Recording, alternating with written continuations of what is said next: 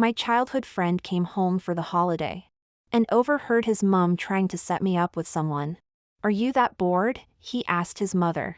His mom looked surprised. Why are you so angry? Everyone knows the gap between us. He went to Oxford while I attended a regular uni. Miles apart.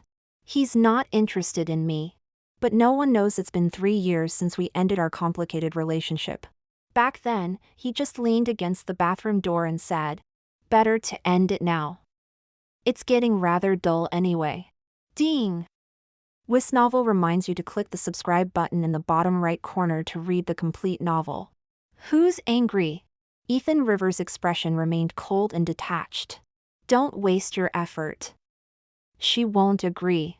Are you so sure? His mother asked. Ethan didn't respond. He took his mother's phone. Scrolling through several photos of the young man, he gave a lazy smile. His mother knew this arrogant look of his. Ethan had always been the golden boy, excelling in academics and blessed with striking looks. He was the center of attention wherever he went. He's not as good as you, Mrs. Rivers said. But perhaps Lena might like him? Try if you want, he replied indifferently. Yet he paused before heading out the door. 10 minutes later, I sent my reply to Mrs. Rivers. No need, thank you, Mrs. Rivers. He glanced at it briefly, wearing an "I told you so" expression. Then he turned and left. He didn't give the matter another thought. Therefore, he missed the second message that followed. I'm getting married next week. I loved Ethan most in summer, during the darkest period of my life. Just before the winter break of my second year at university, we had a high school reunion. While packing my bags, I tried not to check if Ethan had replied to my WhatsApp message. He hadn't replied. Instead, he added someone new to the group chat. What's going on? Who's that? Our friends started teasing. Ethan said, my girlfriend. The word girlfriend exploded in my mind. I knew Ethan had many admirers, but he'd always seemed indifferent. So indifferent that I'd foolishly hoped. I clicked on his girlfriend's profile picture. She was beautiful. Sitting in my dormitory, I applied and removed my makeup several times.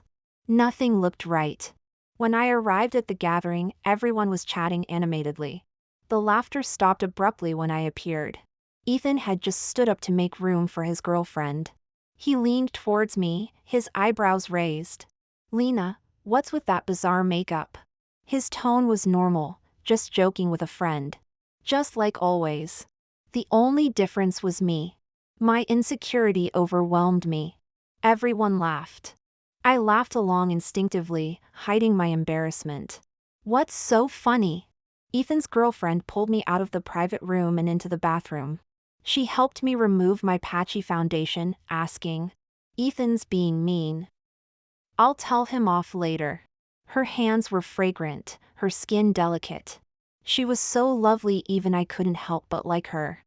How much more must he like her? That night, I followed behind the group, watching Ethan hold her hand. They looked perfect together. Later, someone suggested going for drinks. Ethan declined. His girlfriend took the driver's seat of his luxury car. I was about to follow the group when Ethan grabbed me and pushed me into the back seat. Don't learn bad habits, he smiled. If your mom knew you drink midnight, she would kill me. That's right, his girlfriend said, we'll drive you back to uni. Halfway there, his girlfriend wanted fish and chips, asking me, want to join us? Ethan held the steering wheel with one hand, looking at me. I understood his expression. Don't be a third wheel.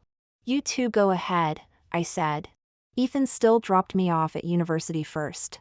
Before I got out, I heard his girlfriend whisper, am I still coming to your flat tonight? In London's ink-black night, the cold wind rushed in, her quiet words cutting clearly through my ears. His car drove away. Standing there, I remembered that evening in year 11, when Ethan waited on his bicycle below my house. Back then, I wondered how I'd feel sitting in his car one day. Now I knew. I heard Ethan broke up after dating for just 2 weeks.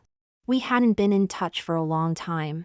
I was busy with exams, lab work, and thesis writing, trying to escape from that dim version of myself. Years later, before my senior colleague's graduation, she dragged me to a pub. Do you know that super handsome guy at the next table? I heard he's a tech mogul, and his starting salary has this many zeros. The speaker showed a number, and everyone gasped. I glanced at the next table. Ethan sat among the crowd, surrounded by attractive men and women. I'm going to ask for his WhatsApp. A girl stood up, eagerly heading towards their table. She returned 15 minutes later. No luck, right? This mogul is known to be impossible to date at their university. I got up to use the restroom. After washing my hands, I came out and ran into Ethan, who was waiting outside. He wore a black turtleneck sweater, tall and broad-shouldered. His fair neck looked clean and sexy. My coat hung over his arm. He asked, "What did I do wrong?" "Nothing." "Then why did you block me?" His dark eyes stared straight at me, easily making me agitated. "Give me back my coat." He shifted, "No." In the pub alley, bone-chilling snow was falling. He asked again, "Is that your boyfriend sitting next to you? Did you learn from him to come to pubs late at night?" Seeing my silence, he scoffed. "Just saying. Be careful who you choose." He doesn't look like good news.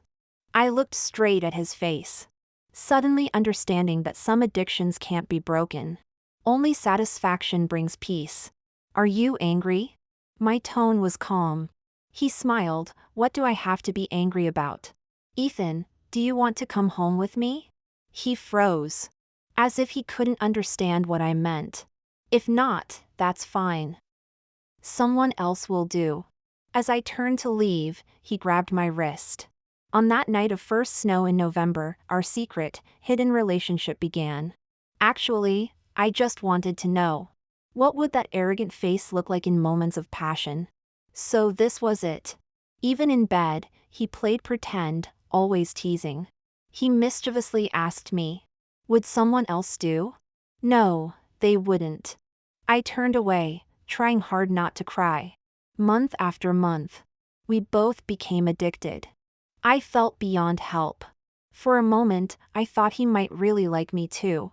So when he was holding the hairdryer, his large hand running through my hair, asking, "Do you like me?" I couldn't help but say, "Let's end this kind of relationship. Then, truly be together."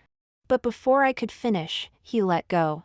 The hairdryer's roar stopped, leaving only the sound of water in the bathroom. He stared at me for a long time. Leaning against the bathroom door, he smiled slightly. "Better to end it early, it's getting boring anyway. This kind of relationship doesn't even count as a breakup, you know that, right?" My wet hair clung to my back, hot and cold at once. That was the moment I truly wanted to retreat. After all these years of being so ordinary beside him. But I didn't want to shortchange my ordinary self anymore. "I'm getting married next week." Ethan hadn't seen this message yet. As he was attending his childhood friend's baby's christening, he knew I would be there today. We hadn't seen each other for 3 years. His eyes carelessly swept over my name as he pulled out a chair and sat down. Someone at the table mentioned, "Have you heard? Zane Sterling is getting married." Bloody hell! He's been single for so long that the media suspected he was gay. How did he find someone so quickly? Met through a matchmaker. Ethan's eyebrows lifted slightly at those words. He seemed particularly sensitive to that term today. Someone asked, "What's his fiancée like?" "Rather like Lena." Ethan's gaze shifted from the door to the person speaking. "So that's his type," they teased, then asked Ethan, "Why didn't you ever think of introducing Lena to him?" Ethan maintained his detached expression. The cold wind from the half-open window ruffled his fringe, making his gaze appear darker. "I did," Ethan said. "She wasn't interested." Zane was fierce and proud. Completely different from Ethan. In uni, I kindly asked Zane to drive her home, trying to create an opportunity for them. Ethan spoke lightly. She complained to me that Zane was too intimidating. At that moment, Ethan's childhood friend approached. He was one of the few who knew about my relationship with Ethan. He looked at Ethan with interest and asked, "You know what they say about not seeing what's right under your nose?" Ethan looked puzzled. His friend didn't explain further, but smiled knowingly and told the gossip-hungry group. They say it was through a matchmaker. But actually, Zane's been secretly in love with her for years. Too bad she was hopelessly in love with someone else. He finally got his chance now. Everyone was shocked. No way, with his credentials, he had to steal someone else's girl? Whose girl did he steal? His friend remained silent, just patting Ethan's shoulder. Has Zane invited you to the wedding? No. That's odd, you two are such good mates. His friend's smile deepened as he asked. Want to see a photo of his fiancée? He pulled out his phone and thrust it in front of Ethan. Just as Ethan was about to look, someone called out. Lena, you're here. His gaze immediately shifted to me at the door. I walked in wearing a beige knit dress. His friend meaningfully put away his phone and said to Ethan. Pretty, isn't she? Never noticed how fit Lena was back in uni. Ethan's steady gaze fixed on me. Then looked away. He knew. I'd worn a similar dress that snowy night, our first time. I tend to stick to styles I'm comfortable with. I'm loyal to everything. But he didn't know that people aren't like clothes. After hitting rock bottom, I found my way back. I pulled out a chair and sat down. His familiar presence was close after so long. Ethan didn't speak to me, didn't even brush hands. He was popular. People kept coming to toast with him. When are you two getting married? A drunk classmate put his arm around Ethan's shoulder, pointing between us. What nonsense, others pulled him away. Oh, it's Lena. Thought she was Ethan's girlfriend. You two in black and white, looked like your wedding. Ethan smiled slightly at this, deflecting with charm. He drained the glass the person had offered. It was his first smile of the evening. After the christening reception, my sober friend offered to drive me home. When I opened the back door, I saw Ethan sitting there. Drunk Ethan wasn't talkative. He just liked to stare at people with his cold, dark eyes. He's quite drunk, we'll drop him off too. You don't mind, do you, Lena? I got in and sat down. Ethan's hand hung suspended between us. The drive back to central London was going to be long. I rested my head against the window, trying to sleep. Every bump made my head knock slightly against the glass. But I didn't care. In the window's reflection, I could see Ethan's face. He was staring at the space between us, lost in thought. We arrived at my place. Ethan insisted on walking me up. That's not necessary. He ignored my protest, his tone cold. We'd all be responsible if anything happened to you. In the lift. He leaned against the wall, loosening his tie as the alcohol took effect.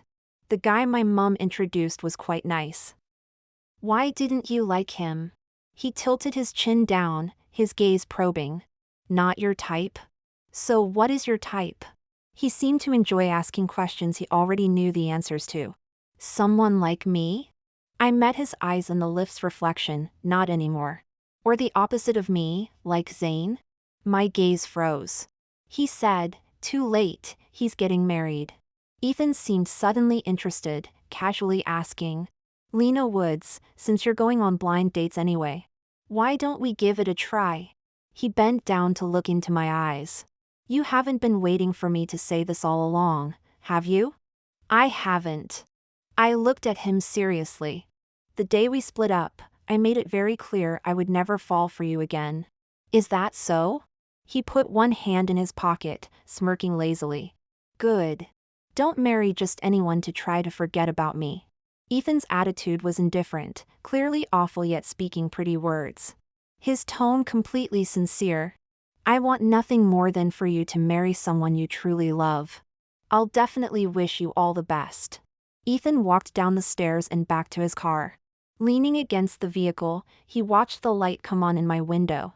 He hadn't actually been drinking at all.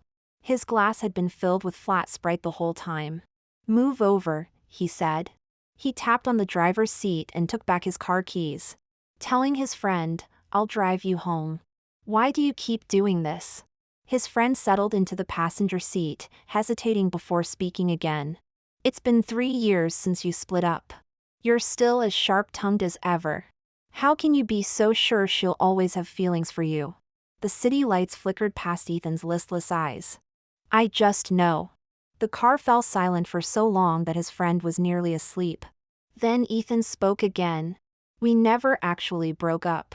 She only said it was over, not that we were breaking up. His friend sighed. Were you two ever really together? How could we not have been? Of course you weren't. His friend sat bolt upright. She saw how you chased after your first love. She knows exactly what you're like when you're truly interested in someone. Ethan, aren't you being too presumptuous? You're just taking advantage of how she spoiled you during your university years. She could fall in love with someone else. Ethan gave a light laugh, clearly unconvinced. She won't. His friend dropped the subject and changed the topic. Zane's getting married on Saturday. Are you going? Of course I am. Why wouldn't I?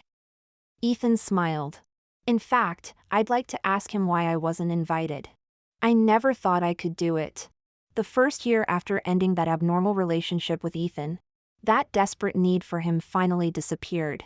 What followed was having no strength left to love anyone else. I lived alone in London, watching my friends getting married one by one. I had loved him for over a decade, with nothing to show for it. I often thought how lucky I would have been if I had fallen for someone else who loved me back. Instead, here I am now, completely distrusting love yet afraid of being alone. So I went on blind dates with strangers. It was in this state of mind that I walked into the restaurant and met Zane Sterling. A blind date arranged by my professor. He was taller than Ethan, broad-shouldered with long legs. Handsome in an almost fierce way. Hello, I'm Lena Woods. I sat down slowly. He was still looking at financial reports, appearing quite busy. I went straight to the point. Are you the one who wants to marry me? He raised his eyebrows in surprise. I stumbled over my words nervously. I mean, aren't you the blind date my professor arranged? No. His voice was clean and slightly deep. I pulled out my phone. And after a few minutes, I realized I had sat at the wrong table. My professor had a thick accent. He had said table 10, but I heard table 4. I was mortified enough to dig a hole and disappear. I'm so sorry. I stood up abruptly, meeting his deep gaze. He seemed to be smiling. 6 years ago, you got into the wrong car. 6 years later, you found the wrong future husband. Lena, you've got quite an eye. Ethan thought Zane and I met because of him. But that wasn't true. I hadn't met Zane many times, but each encounter left a lasting impression. The first time was after school in year 11. I had waited for Ethan for ages. Stop waiting for me, Ethan said, pushing his bicycle. We don't have to go home together. I was too clingy. But he didn't want people to misunderstand our relationship. Usually, hearing him say this would upset me. But that day I just blushed and didn't respond. What's wrong? He asked. A boy from your class told me. About the girl who confessed to me, right? Ethan said impatiently. From the class next door. I turned her down, okay?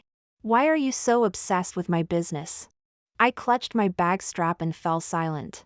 But I paused briefly to look back. Towards the second-floor corridor. Against the orange sunset behind the school building, someone was watching me. Actually, I had wanted to tell Ethan. While waiting for him earlier, Zane from his class had said to me, "Stop loving him, love me instead." When he said this, his eyes were filled with melancholy. I thought he must have been really hurt. The second time I met Zane was on Valentine's Day during my second year at university. A group of us were celebrating Ethan's birthday at a hilltop villa. We got stranded on the hill after a storm passed through. I couldn't get a taxi back to campus.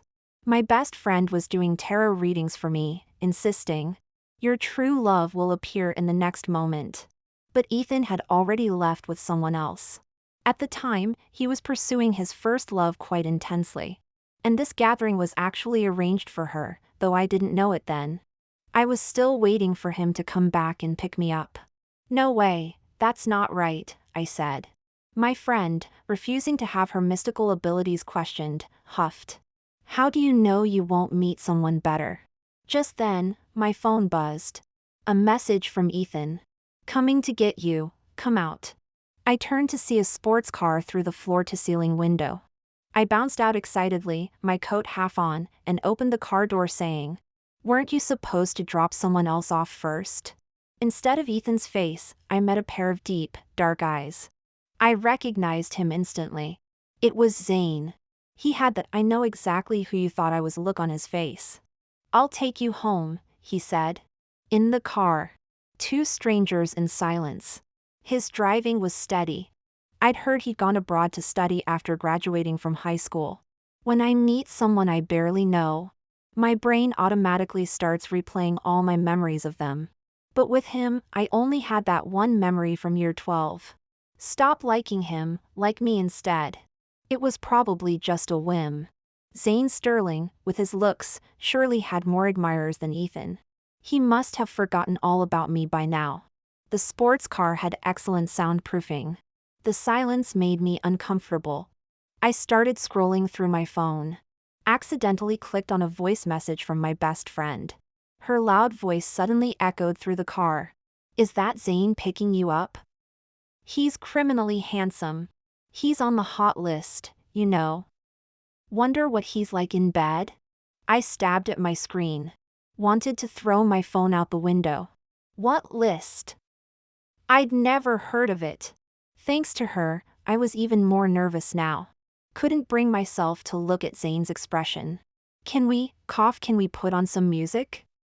I asked. He was being extremely cold. I was done for. I pressed the car's control screen, thinking I'd play something he liked to ease the atmosphere. It continued playing his last track. "You should say goodbye loud and clear even if tears fall down. Forget this heartbreaking, painful, entangled love. Say goodbye loudly, if you can love bravely then leave bravely." Such an old song. Line after line urging someone to turn back. I quickly turned it off. My actions seemed to amuse him. His hand resting on the window twitched slightly. I asked him, "Is this your song on repeat?" Even handsome guys listen to cheesy love songs?" I teased him, "Haha, is there some unforgettable romance?"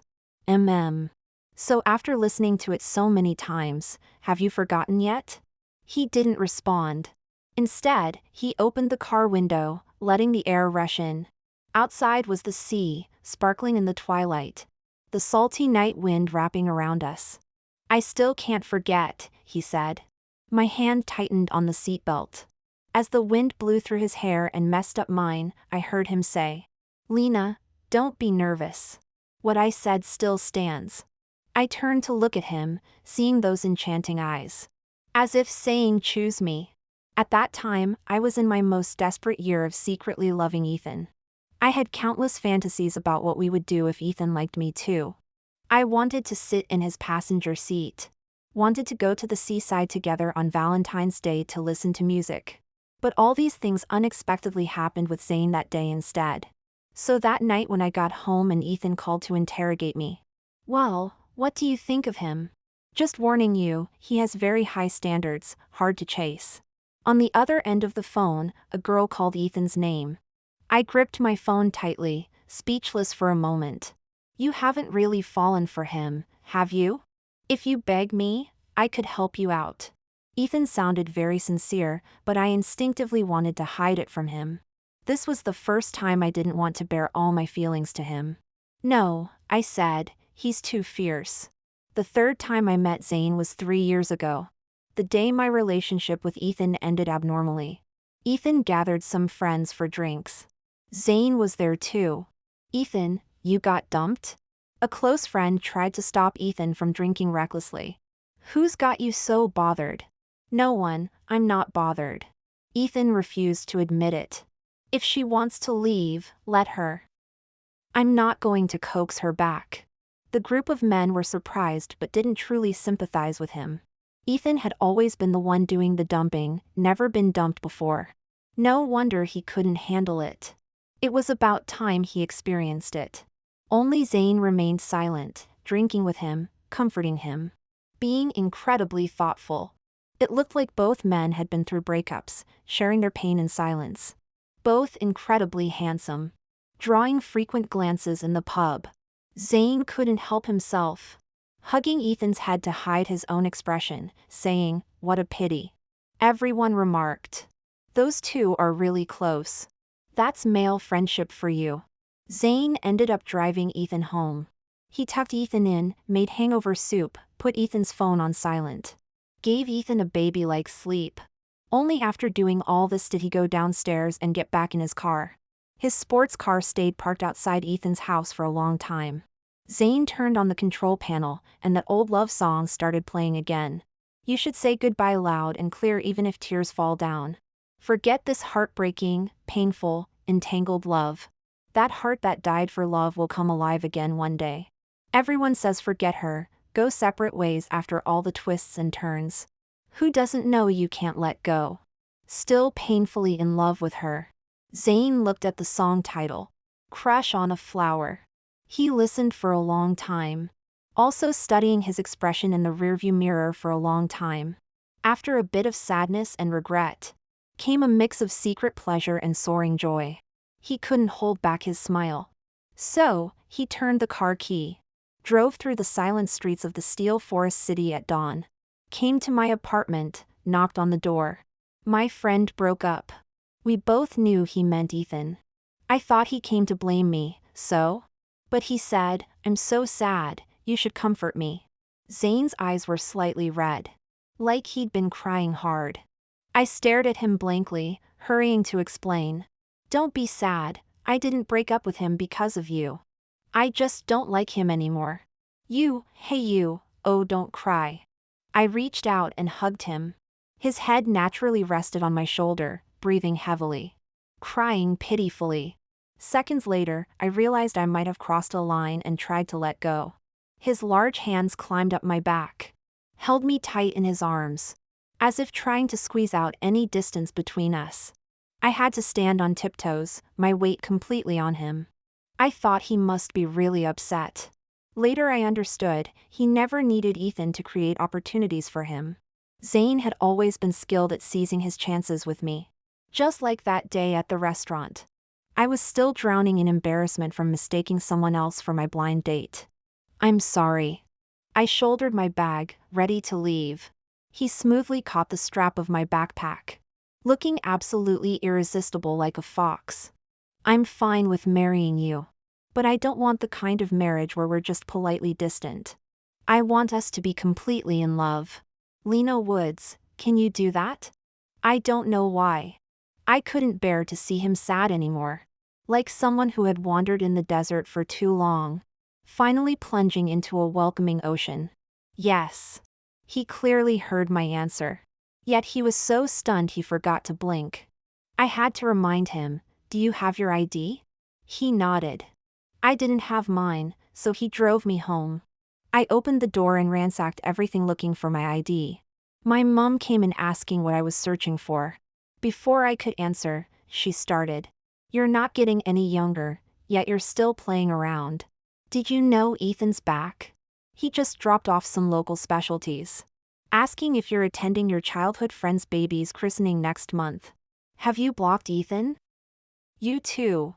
I found my ID, Mom. My eyes were bright, with indescribable emotions swelling inside. "Mom, I'm going to marry someone who loves me very, very much." My mom froze. "But, do you love him?" "Yes." "Oh, congratulations." Before my mom could process it, I ran downstairs. Zayn was waiting by the car.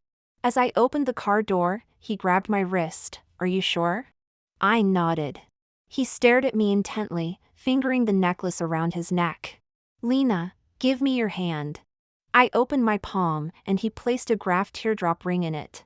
That summer after A-levels, I'd seen it at a jewelry exhibition, and posted about loving the design on social media account. No one paid much attention, and I'd almost forgotten about it. I never imagined it would one day be on my ring finger. Before this, it had always been closest to Zayn's heart. That evening after getting our marriage certificate, we stood under a streetlight.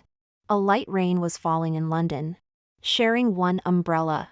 He asked, "Do you need to go back to university?" I shook my head, saying students were on Christmas break.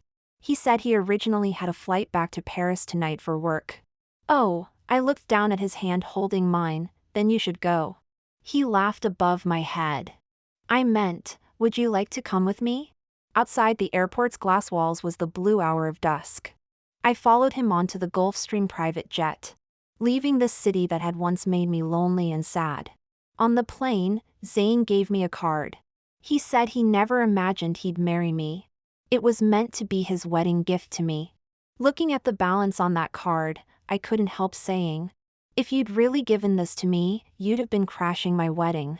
He smiled, ruffled my hair, pulled me close, and continued listing his assets for me. I felt a bit dizzy. Wait. I took out my phone and called my best friend from a corner. Send me that video you keep sharing again. My friend quickly forwarded Wake Up and Nobody, best friend becomes high society to me. I transferred a large sum to her card. My best friend couldn't sleep that night. Trembling, she asked me, is it illegal to hire male models? The week we arrived in Paris was Christmas season. Zane took me to meet his mother. So you're Lena? You know me? Of course, in Zane's notebook when he was a teenager. He cut his mother off before she could finish, changing the subject. On the way back to his villa, snow was falling. He held my hand as we walked step by step along the starlit path. Zane bought me many things. He decorated the entire lakeside villa beautifully. The heating inside was warm. His arms wrapped around me. His pale skin flushed red with restraint. Messy fringe sticking to his forehead as he breathed. But his misty eyes gazed at me clearly. I reached up, easily touching his hair.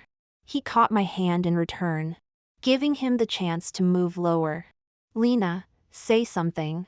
What should I say? Anything. But opening my mouth, everything came out broken and incomplete. He was doing it on purpose. That morning, I walked to the floor-to-ceiling windows and took a photo of the Paris sunrise. Posted it on WhatsApp. I received 2 messages. One from my childhood friend, coming to my baby's christening. One from Mrs. Rivers, Lena, I want to introduce you to a nice young man. I replied to both. Back in bed, Zane pulled me into his arms. He said we'd return home in a few days for the wedding. He was someone who wanted things official, wouldn't skip any proper procedures. She'll fall in love with someone else too.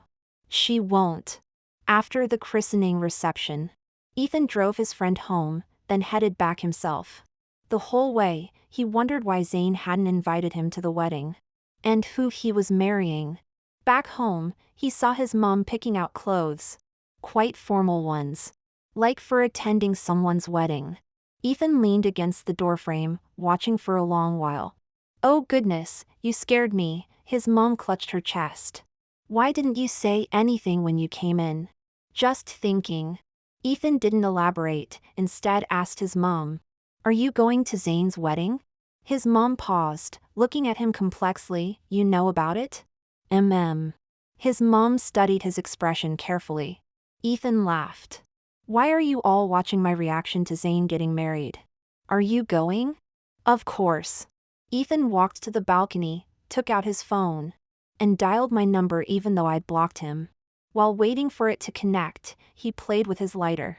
The call went through. He asked, free this Saturday? What's up? Let's go to Zane's wedding together, remember who he is?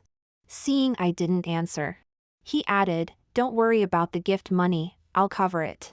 I remained silent. But he was unusually patient. Until Zane's voice came through the phone. She doesn't need to prepare any gift money. A few seconds later, the lighter in Ethan's hand flared up, then died. Why? He asked. Unclear if he was asking why Zane answered my phone.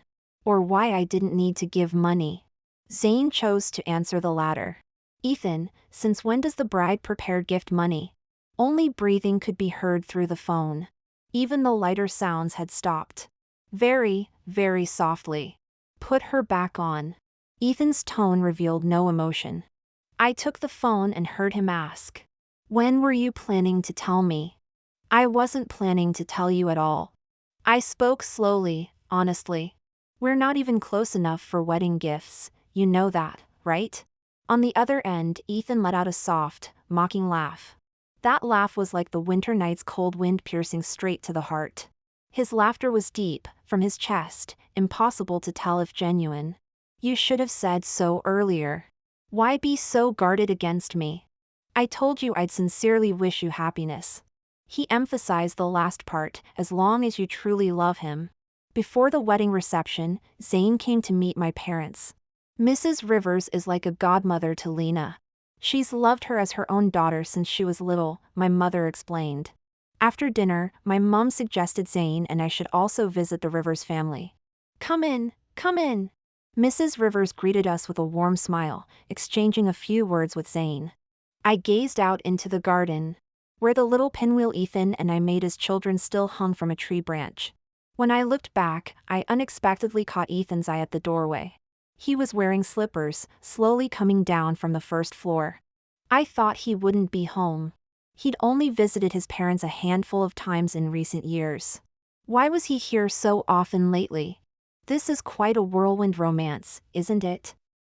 Mrs. Rivers asked. Not really, Zane replied. We knew each other before.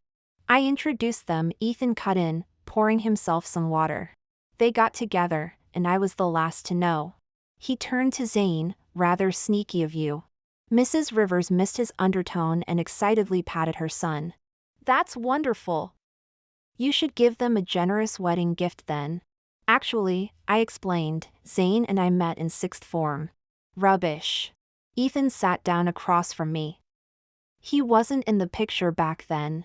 True, Zane said to Mrs. Rivers, Lena didn't like me at that time. Are you sure she likes you now? Ethan's words were directed at Zane, but his eyes were fixed on me. The table fell silent for a few seconds. Then Ethan broke into a smile. What are you saying? Mrs. Rivers interjected. They're getting married, of course she likes him. She quickly changed the subject, asking Zane other questions. I turned to look at Zane's expression. Though his face remained controlled and calm, I somehow sensed his unease. His elbow rested on the table, fingers hanging in midair. His hands were pale and elegant, with distinct knuckles.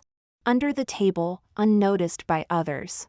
I tentatively reached out my index finger, poking his palm. His fingertips trembled slightly. When I reached out again, he caught all 5 of my fingers, holding them tightly. That should cheer him up. I couldn't help smiling, looking up to meet Ethan's gaze, whom I'd forgotten about. He was staring at me intently, his eyes moving downward. He'd seen everything. The wedding reception. Ethan stood with his friends at the entrance, looking at the wedding photo of Zane and me. Guests were signing in one by one. When it was Ethan's turn, the person in front passed him the pen. He held it, but suddenly forgot how to write his own name. He felt his name shouldn't appear in the guest book. He withdrew the pen tip without writing anything. Directly passed it to the next person. I told you so. His childhood friend took the pen and signed smoothly. Lena will get married and become someone else's love, right? He had been waiting to see how Ethan would react. But unexpectedly, Ethan asked a foolish question. Will she kiss him? His friend was stunned. They're married. What do you think? You don't seriously believe they'll only kiss? He couldn't continue because while the logic was so simple, the person who asked turned deathly pale. It was the first time he'd seen such an expression on Ethan's face. Don't what? Don't be sad? Ethan shrugged indifferently with a smile. Why should I be sad? Last night, lying in bed, Ethan wondered who would lose composure at someone else's wedding. Absolutely mad. He walked into the reception, standing by the door, watching me in my white wedding dress. Someone came to toast me, but Zane blocked them. What a handsome young man, Lena's so lucky. I giggled sheepishly. At 6 feet 2 inches, with his sharp features, black hair, and black suit, Zane was quite striking. Noticing my gaze, Zane turned and stroked my head, joining my laughter. And here we thought only Zane was smitten. Someone walked up to Ethan. It's clearly mutual love, isn't it, Ethan? Ethan didn't answer. He watched as Zane took a phone call and walked to the gallery outside. The lime trees drooped their blossoms in the dense grove. Ethan suddenly remembered on that christening day, when someone had said to him, You two in black and white, I thought it was your wedding. Today he was also wearing a black suit. Why wasn't anyone saying that anymore? Why was everyone talking about Zayn? His mind wandered, remembering many things. Remembering how in high school, every time he looked back, he'd see Lena waiting for him at the door. Then remembering that snowy night years ago. The feeling of his hand through Lena's hair. A sour feeling welled up, making him want to vomit. He had only meant to go to the bathroom. But his feet unconsciously moved faster, heading straight to Zayn. Before his fist fell, Ethan thought. He must be mad. But what did it matter? He had nothing left. Why should he lose everything to him? Violence and rage, unaware of his bleeding clenched fist. Zayn only let Ethan hit him once. He knew Ethan was stubborn, holding everything in. He understood better than anyone. Ethan loved Lena but didn't cherish her enough. So from the start, Zayn never intended to let Lena go. He knew too well the pain of loving without having. Go ahead, hit me. Zayn stood with hands in pockets, unconcerned about the blood on his forehead. Ethan threw another punch straight at him. Zayn not only dodged precisely but grinned brilliantly. What can you do? She's my wife. Ethan grew angrier, another punch came quickly, but was anticipated again. She's my wife, haha. Ethan's neck veins nearly burst with rage. Shut up. When the final punch came, Zayn didn't dodge but caught it directly. If you think I stole her from you, I accept that. I didn't make a move before because she liked you. Now, I won't hold back anymore. When I learned something had happened, they had already finished fighting. I hurried to the gallery with first aid supplies my best friend had bought. As I turned the corner, Ethan walked towards me. It's nothing, just a bit of blood, don't worry. He thought I was worried about him. But I pushed him away, angry. Are you mad? Why did you hit him? What did he do to you? Ethan's hands were bleeding too, his expression strained. You care about him, not me? What else? I challenged him. He's my husband. Who are you? Shock and heartbreak flashed in Ethan's eyes. He hadn't expected me to be so resolute. His hands trembled uncontrollably, unable to answer. I turned to leave, but he grabbed me. His bleeding hand suddenly gripped my sleeve. You don't want me anymore? I'm married, what do you think? We never broke up. You said it yourself, Ethan. I pried his fingers away one by one. That kind of relationship doesn't even count as a breakup. He watched helplessly as I walked towards Zayn. Like countless times I'd watched him walk towards others.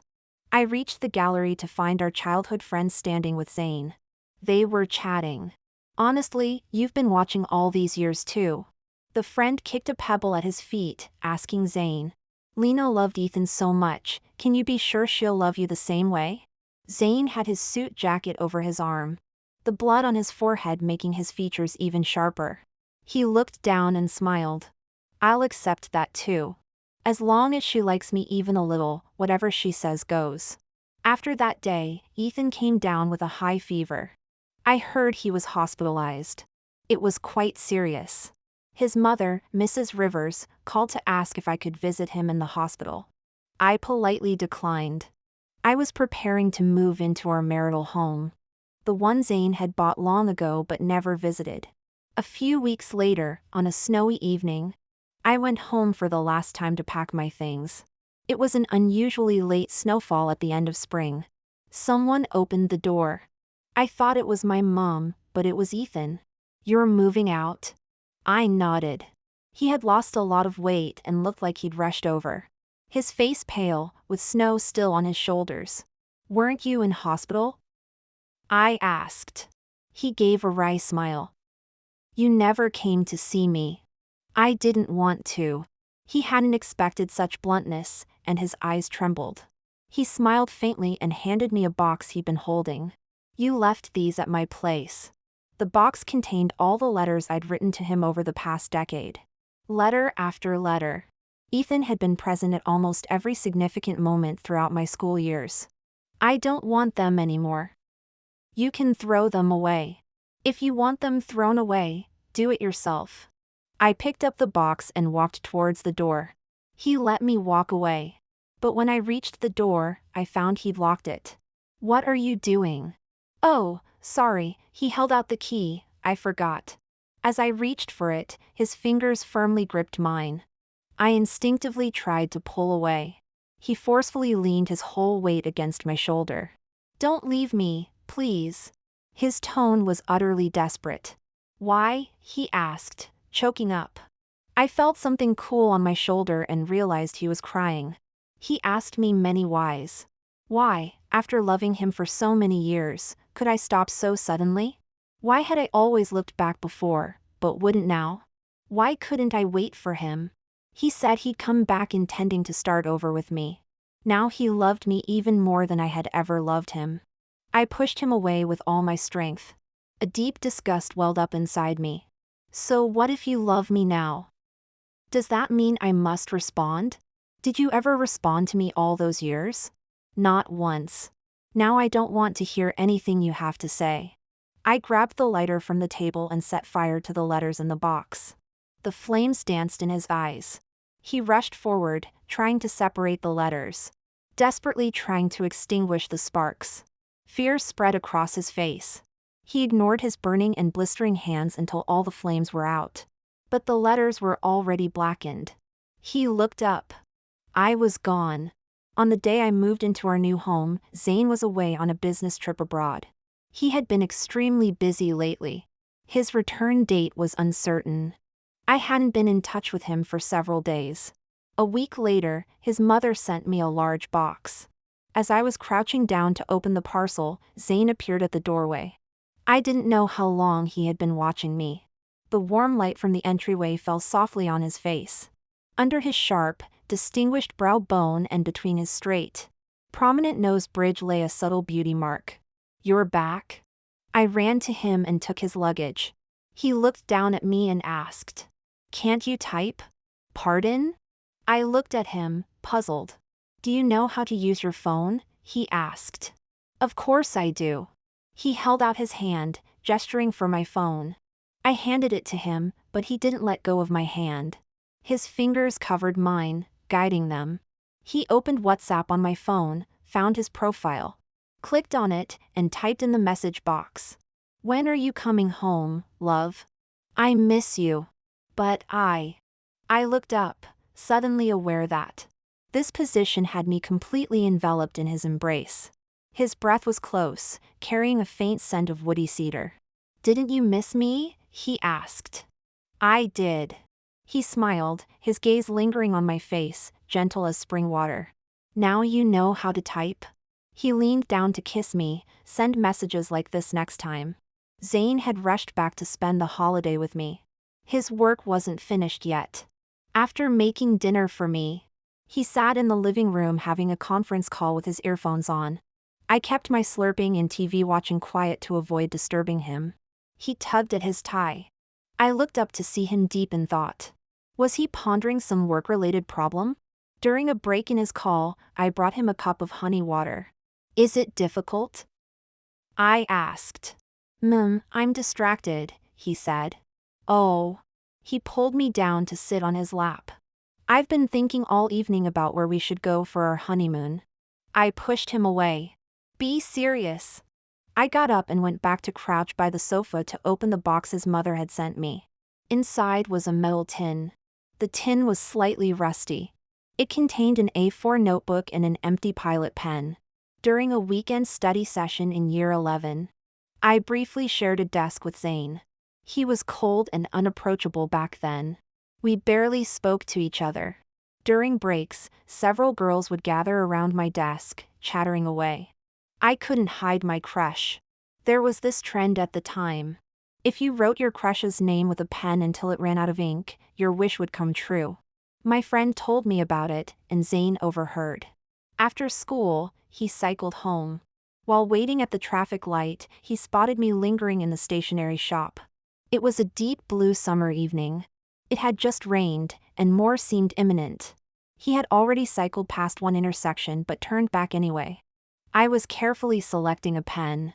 He watched me through the shelves. When I tested the pen, I lightly wrote Ethan's name. Then crossed it out. In the end, I didn't buy any pen. I thought it was silly, and I knew no matter how many times I wrote it, my wish wouldn't come true. But what I didn't know was that Zane did buy them. He bought an entire box of Pilot pens. He started writing as soon as he got home. I want to forget Lena Woods. He finished the whole box and bought more. He wrote from year 11 through year 12. Until after graduation when it all faded to blank. Along with that thick A4 notebook and a whole box of pens. Locked away in a metal box that no one knew about. Until years later, when I opened it. Page after page, neat handwriting, every word written with care. I turned to the last page. In the limited space on the back of the densely written notebook, there was a new line. More mature and sharp handwriting. It read, "Never mind. It's impossible anyway." The date was Valentine's Day during his second year at university. The day he flew back from abroad to pick me up. I took out a new pen. Secretly wrote behind these lines, "Happy wedding day, Zane Sterling." I kept asking myself why I couldn't let go back then. Later I understood it was because love had no echo. Now I hear it. Zane. You're really noisy, you know. So noisy that the teenage me, who waited for an echo but never got one, finally heard your response in my late 20s.